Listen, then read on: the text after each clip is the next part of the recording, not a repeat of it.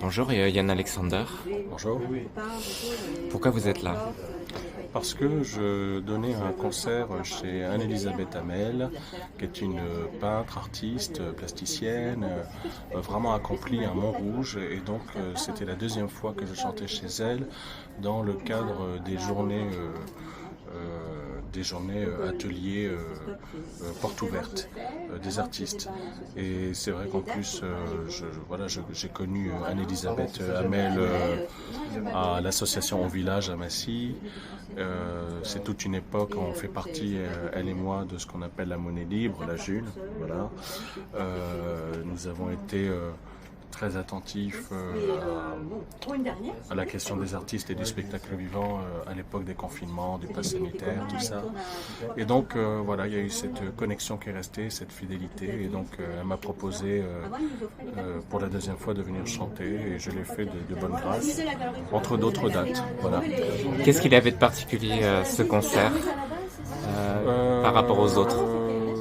Chaque concert est différent.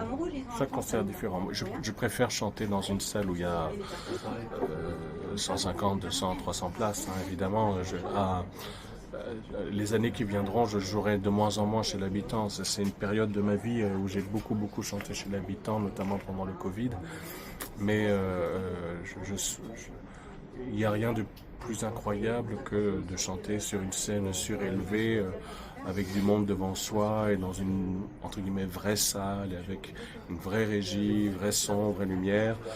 Mais c'est pas toujours évident, c'est compliqué, ça demande un travail énorme, ça demande un montage financier, ça demande tout ça. Alors je dirais que la particularité des concerts chez l'habitant, il y a un côté intimiste, même si je ne suis pas trop fan du côté le chanteur intime en cocon. Mais on arrive, on se pose, on chante, il n'y a pas besoin dans ce genre d'espace parce qu'il y a des endroits chez l'habitant qui sont assez grands. Hein. J'ai chanté dans un théâtre privé et là il fallait vraiment du matériel, il fallait micro, ampli, tout ça. Là il n'y a pas besoin, j'arrive quasiment les mains dans les poches, j'ai juste les paroles des chansons que je ne suis pas sûr de bien me rappeler en appui éventuellement. Charlotte est avec sa guitare, Claudio est avec la sienne et puis hop, on y va. Donc je dirais pas que c'est détendu, mais en tout cas c'est un autre état d'esprit. C'est absolument pas le même état d'esprit. Là je vais faire Avignon la première semaine de juillet. C'est pas du tout le même état d'esprit, pas du tout. Quelle chanson là du florilège, du répertoire que vous avez choisi de chanter aujourd'hui, vous avez senti que il y avait une connexion avec le public? D'abord c'est difficile à dire parce que finalement j'ai quand même depuis mes débuts, malgré les hauts, les bas, tout ça, j'ai quand même des fans hardcore hein, dans toute la France. Je suis un peu la caricature du chanteur culte. Hein, donc c'est à la fois chic sur le papier, au jour le jour c'est un peu différent, mais il y avait des fans cet après-midi encore. Et un ami me disait, mais de toute façon, toi, qu'il pleuve, qu'il vente, qu'il neige ou qu'il y ait la peste, tu auras toujours des gens pour venir t'écouter. Et donc, il y avait une partie des gens qui étaient là, qui étaient conquis de toute façon d'avance, et je les remercie, et je leur dois beaucoup, évidemment. Je dirais que je pense qu'une chanson qui met d'accord à peu près tout le monde en public, il y a la chanson récente Cœur Canari sur l'hypersensibilité. Cette chanson-là, je vois bien comment les gens la reçoivent à droite à gauche. C'est très particulier. Même pour moi, quand je la chante, quand je la joue, c'est très particulier. C'était un port gentil aussi. C'est une chanson restée par habitude, évidemment. Et là, j'ai pris plaisir à chanter des chansons que je chante très peu. Je pense à L'inconnu dans ma maison, qui date de 2003. Je pense à Monique, qui date de 2017 ou 2016, quelque chose comme ça. Donc, j'ai écrit beaucoup de chansons, donc je puise aussi dans ce répertoire pour faire vivre, le spectacle en fait, et pas simplement me reposer sur les standards que le public qui me connaît veut. Voilà.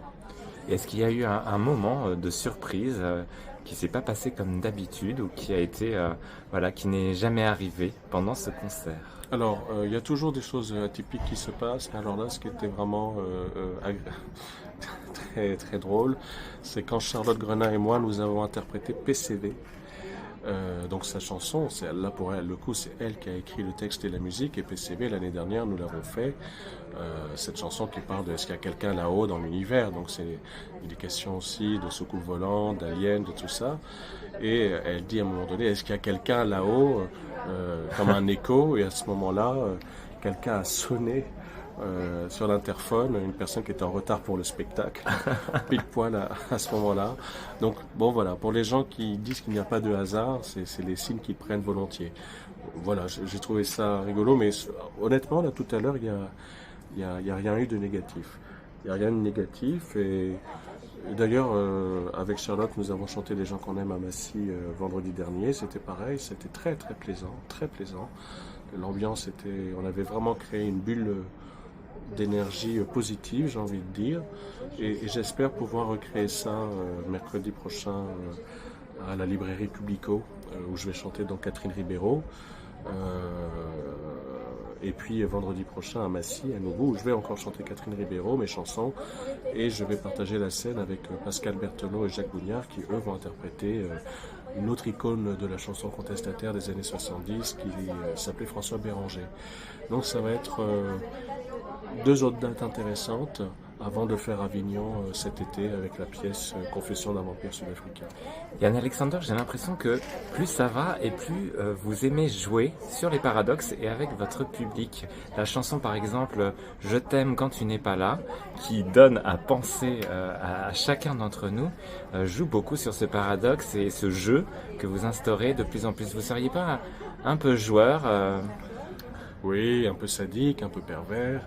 Et cette chanson, en fait, elle n'est pas de moi, elle est de Mick Michel. Mick Michel, ça a été l'une des premières autrices, compositrices de la chanson française au lendemain de la Seconde Guerre mondiale.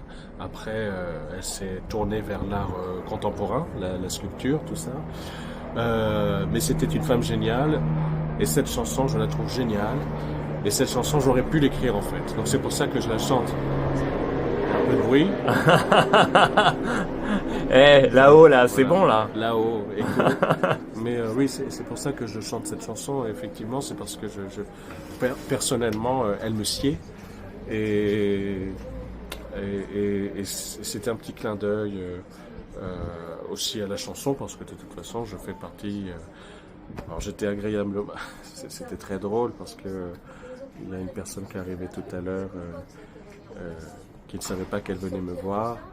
Et qui me dit vous êtes le métis de la chanson française, avec ses yeux qui s'illuminent en me regardant. Et donc c'est très drôle, mais voilà, je fais partie de ce monde, la chanson française, la variété française, et je reste fidèle à ma lignée. Dernière question, il y a eu un choix pendant le concert de déclamer un texte plutôt que de le chanter. Oui, je reviens de différence. Voilà. Mais c'est pas le seul. Le mulâtre aussi, des fois je ne le chante pas. Et alors, quel est ce choix? C'est vrai que les mots parfois nous arrivent comme des uppercuts au cœur, peut-être plus qu'une mélodie. Est-ce que vous dites chanteur à texte, peut-être que l'étiquette vous énerve, j'en sais rien.